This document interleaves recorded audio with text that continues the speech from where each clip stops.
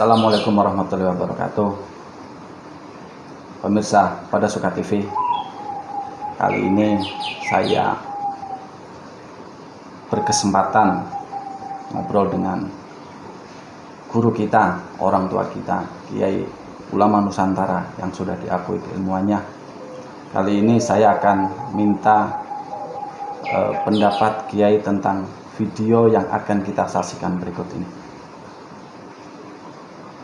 Sunan Kalijaga bagaimana jadi wali? Dia pergi ke pinggir kali, kemudian dia bertapa kan? Bertapa sampai badannya penuh dengan lumut. Dia tidak sholat, tidak makan, kemudian dia tiba-tiba jadi apa? Wali. Kalau begitu cara jadi wali, itu wali setan. Kalau begitu caranya, tidak sholat, ya. Itu wali setan kalau. Tapi saya tidak benar, saya tidak pernah membenarkan cerita itu. Kalau ada yang bilang ceritanya benar, saya bilang mana dalilnya? Sebutkan sanad Anda.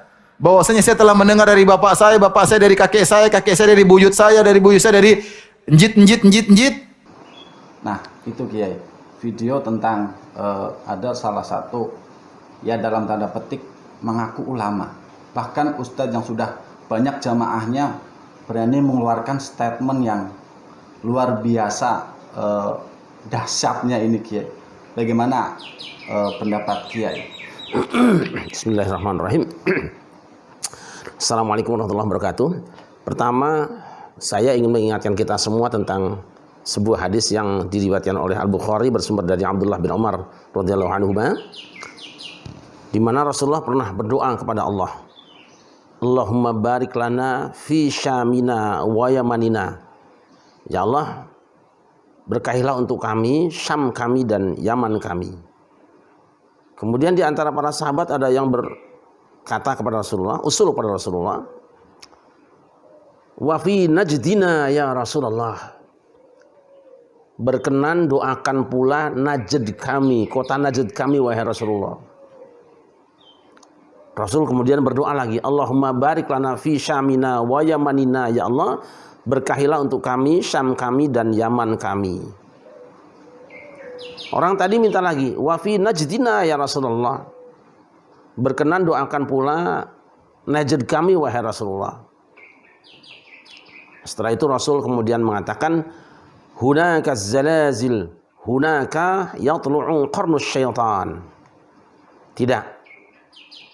Karena dari Najd itu akan muncul kegoncangan, dan dari Najd itu akan muncul terbit tanduk setan. Di sini Rasul meramalkan akan munculnya kekacauan di tengah umat Islam, dan akan datang satu kelompok yang dinamakan dengan qarnus syaitan, tanduk setan.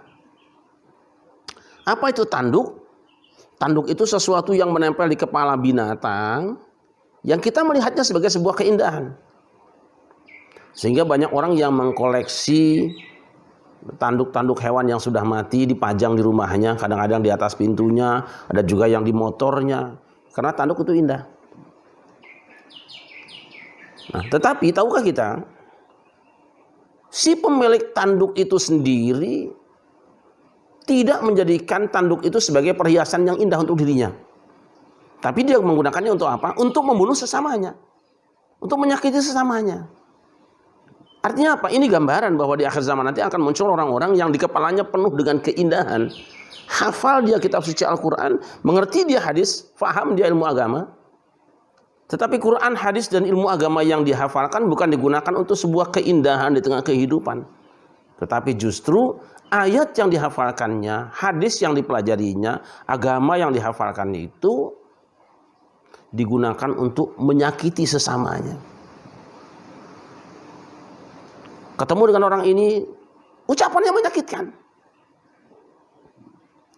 Bertemu dengan yang ini sesat, ini dolalah, ini bid'ah, ini kafir, ini musyrik. Sehingga orang yang bertemu dengan dia tidak mendapatkan keindahannya, melainkan hanya mendapatkan sakit hatinya.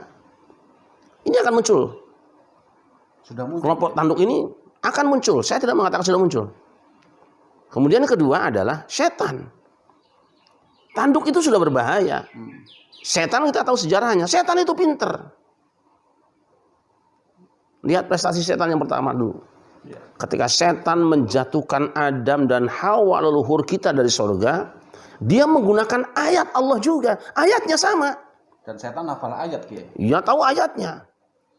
Tetapi penafsiran terhadap firman Allah wala taqraba hadhihi syajarata yang disampaikan pada Adam, yang dipahami Adam sebagai larangan mendekati pohon, justru oleh setan ditafsirkan dengan tafsir yang berbeda. Artinya apa? Nanti di akhir zaman akan ada orang yang hebat Qur'annya, hebat hadisnya, tapi penafsiran dan pemaknaannya berbeda dengan yang selama ini kita pahami. Itu akan datang. Dan setelah itu Adam dan Hawa jatuh. Artinya apa? Umat Islam akan terjatuh kalau bergabung dengan kelompok ini. Bayangkan kalau tanduk itu sudah buruk, setan itu sudah licik dan licin. Sekarang kata Nabi, tanduk setan. Ini akan datang kelompok tanduk setan. Kerjanya menyakiti orang, tafsirnya berbeda dengan yang selama ini pahami orang lain. Luar biasa ini sabda Nabi. Nah, ketika itu kan Nabi mengatakan, dari mana munculnya tanduk setan? Dari Najd. Najd. Hanya memang para ulama berbeda di dalam menafsirkan makna Najd itu. Najd itu daerah atau kawasan? Iya, sebagian mengatakan bahwa Najd itu nama kawasan yang datarannya agak tinggi sehingga nanti difahami sebagai daerah Irak dan sekitarnya, jadi kan. Tapi yang lain mengatakan bahwa Najd itu real, kota Najd yang sampai sekarang masih ada di Saudi Arabia. Real. Ada. Ya, kota Najd masih ada sampai sekarang. Itu di peta mungkin Najd itu masuk kalau lebih condong ke daerah mana itu? Kalau masih ada. Ya, Saudi Arabia. Saudi Arabia. Masih ada sampai sekarang. Nah, dari Najd itu tempat lahirnya tokoh yang terkenal yaitu Syekh Muhammad bin Abdul Wahab. Makanya An-Najdi. Nah, itu kan sekelompok orang. Kita tidak ada soal dengan apakah Najd itu ada dataran tinggi sekitar Irak, apakah Najd itu adalah Najd yang real sampai sekarang masih ada. Tidak ada urusan dengan itu. Masih beda pendapat kota Najd. Iya, betul. Sehingga nanti difahami bahwa kalau Najd itu ada dataran tinggi, daerah yang tinggi seperti Irak dan sekitarnya, ada yang mengatakan bisa jadi kelompok itu adalah aliran Syiah yang mengkafirkan sahabat Nabi. Kita tidak akan mengatakan itu benar atau salah. Nanti ada yang mengatakan bahwa Najd itu adalah Najd yang di Saudi Arabia, tempat lahirnya Muhammad bin Abdul Wahab. Lalu difahami bahwa kelompok tanduk setan itu adalah Wahabi. Kita juga tidak akan ikut campur dengan keputusan itu, karena itu kan sifatnya penafsiran yang Rasul sendiri tidak mengatakan secara sore pelakunya siapa kan. Nah, ini kan masalah ikhtilaf. Tetapi kita menyimpulkan bahwa kelompok itu pasti datang. Kelompok itu datang. Karakternya apa? Karakternya satu, menyakiti sesama umat Islam, mulutnya menyakiti umat Islam. Yang kedua, pemahaman agamanya berbeda dengan mayoritas umat Islam. Itu aja. Tapi bukankah dari sejak setelah Nabi wafat itu sudah ada saling menyalahkan, Kiai? Oh, biasa itu, sahabat Nabi beda pendapat sudah biasa. Tetapi mereka tidak kemudian saling mengkafirkan satu dengan yang lain.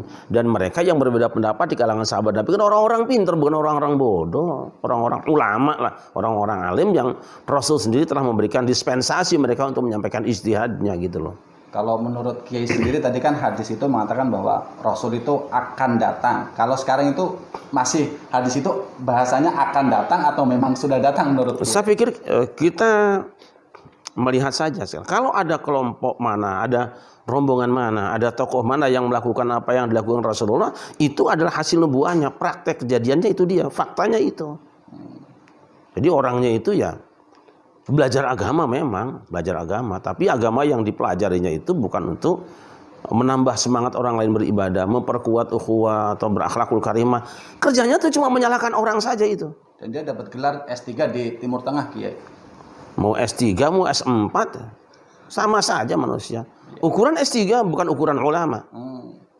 Bukan ukuran ulama. Banyak ulama sendiri itu apa sih, Kiai? Ulama itu al-ulama warasatul anbiya.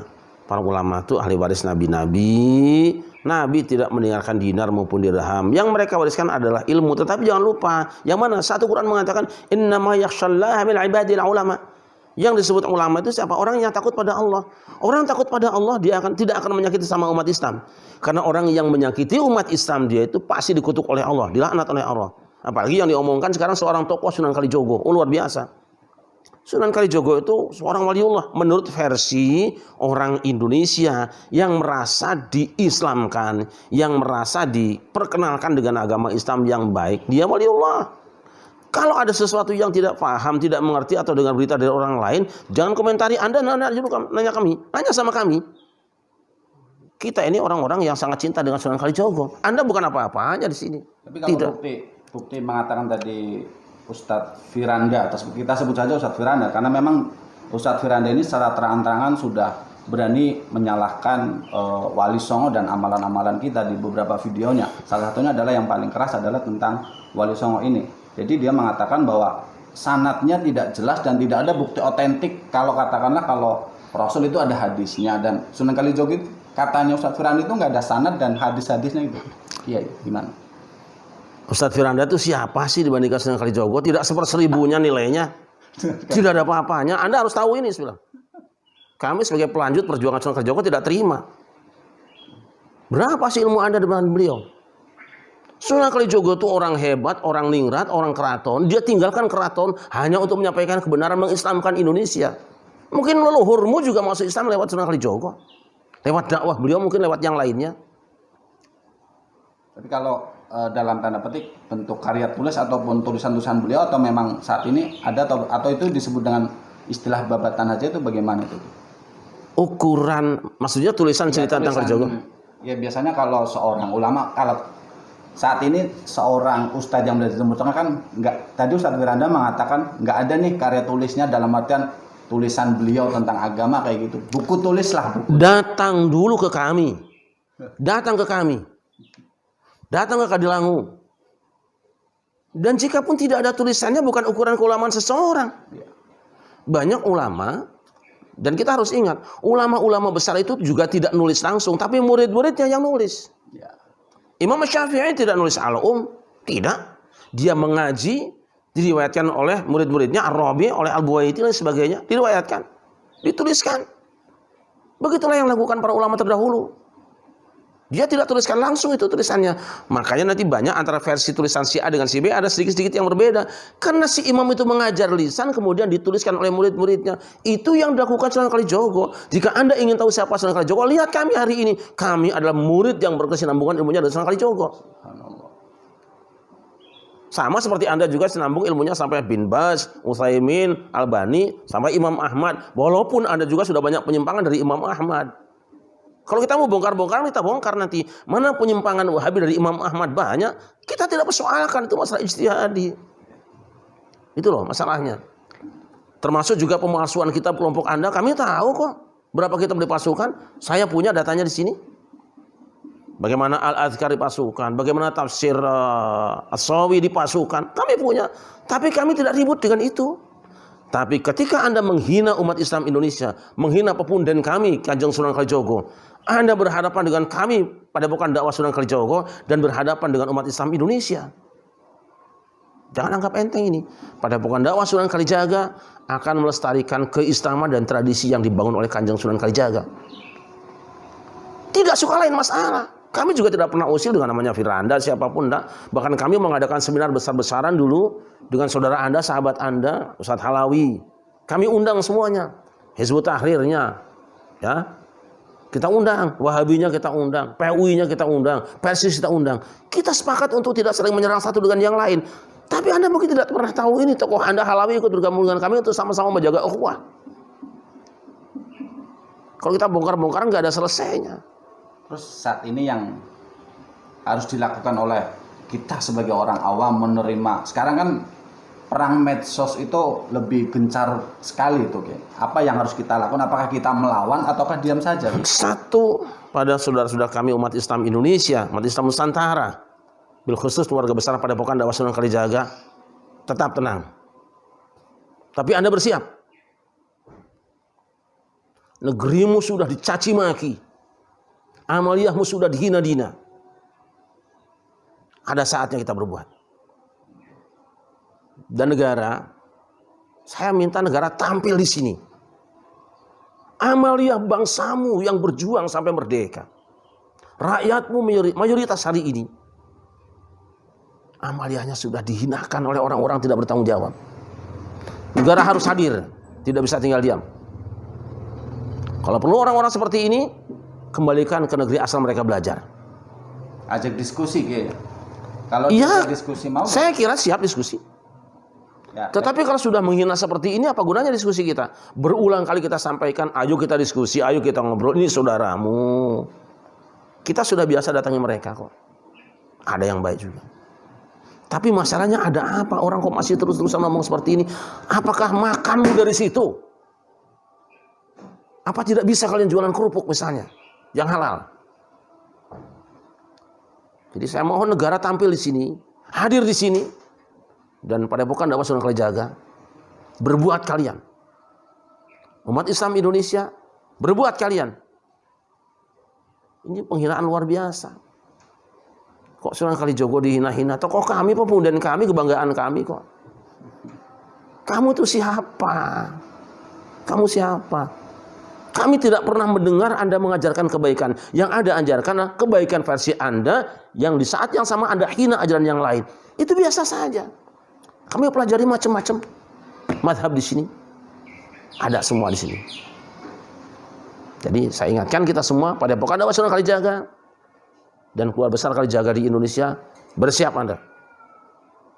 Tidak selamanya kita cukup dengan berbicara. Dan Anda yang selama ini a priori dengan umat Islam Indonesia, akan lebih baik jika Anda kembali ke negeri asal Anda, di mana Anda belajar dengan guru Anda, beribadah baik-baik di sana, saling menghargai satu dengan yang lain, jangan ganggu orang lain. Jika mau tahu diskusi yang baik, kita terbuka, tidak apa-apa. Ayo kita diskusi. Anda bongkar-bongkaran, saya punya tulisan tentang pertentangan ulama, Anda punya, saya 100 pertentangan ulama Anda saya punya. Tapi saya tidak akan katakan itu pada Anda. Kita punya bukti pertentangannya itu ada. Nah, jadi, ayo, saya ingin meminta pemerintah sikapi ini dengan bijak. Karena jika tidak, desintegrasi bangsa bukan hanya beda pulau saja. Nah, kita sudah diajari di Warisi Bhinneka Tunggal Ika, bukan hanya cuma beda paham, beda mazhab, beda agama kita bisa rukun kok. Tetapi kesibukan Anda selama ini hanya menyakiti umat Islam Indonesia. Insya Allah kita akan bertemu, atau Anda stop bicara. Bicara yang baik. Umat sudah banyak masalah. Kalau Anda tidak tahu, man lam yakun ya'lamu dzaa falyas'ali.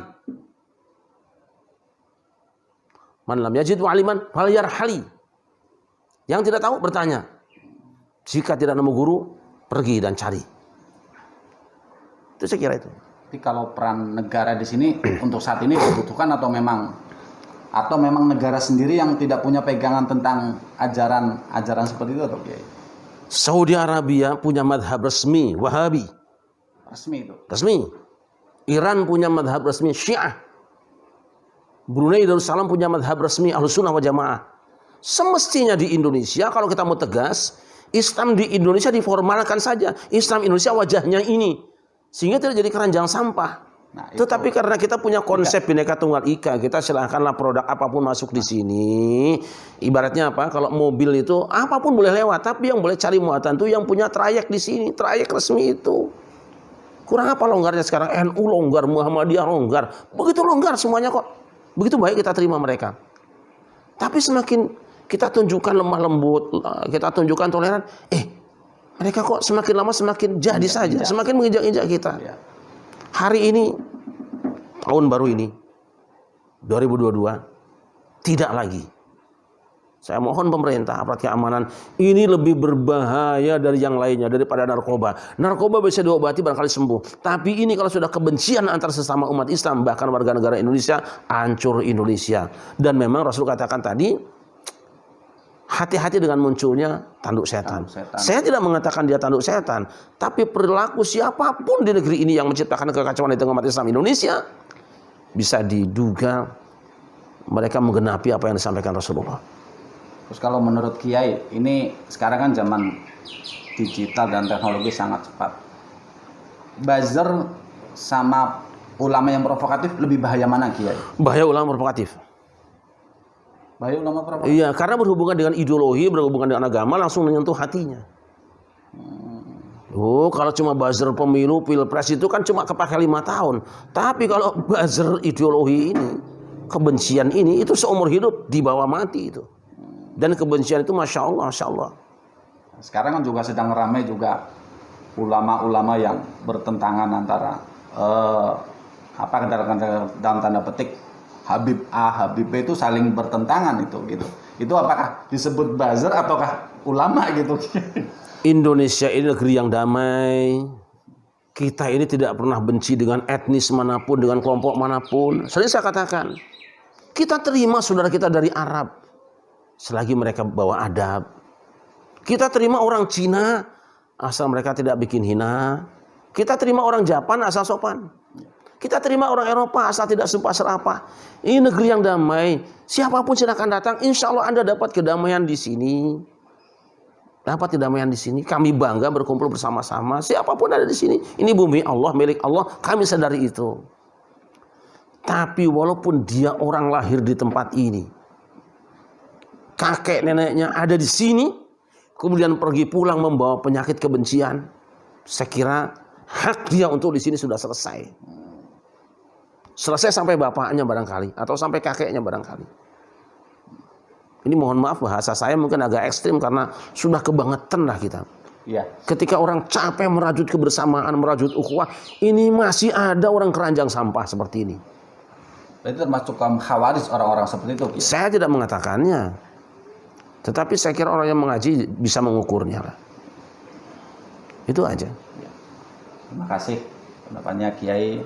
Itulah saat ini kita harus siap untuk melawan segala orang-orang, walaupun itu labelnya Ustadz, kita harus siap. Dan kita juga siap untuk diskusi. Tapi diskusi juga tadi yang sudah sering dikatakan oleh Kiai, kita sudah siap. Terima kasih. Saya ingatkan ya teman-teman pada Padepokan Dakwah Sunan Kalijaga seluruh Indonesia, bahkan dimanapun Anda berada, rapatkan barisan. Lalu hurmu sudah diinjak-injak. Dan Anda umat Islam Indonesia, rapatkan barisan. Sekelompok orang yang tidak tahu diri sudah mulai berani terus-terusan menginjak kepala kita. Tapi jika mereka janahul salmi lah.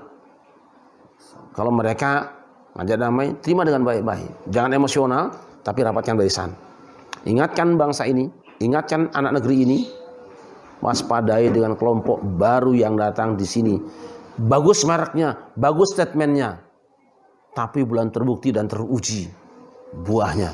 Indonesia damai karena para wali, wali songo, para ulama, para kiai, para habaib, para guru, para ajengan. Itu cinta damai.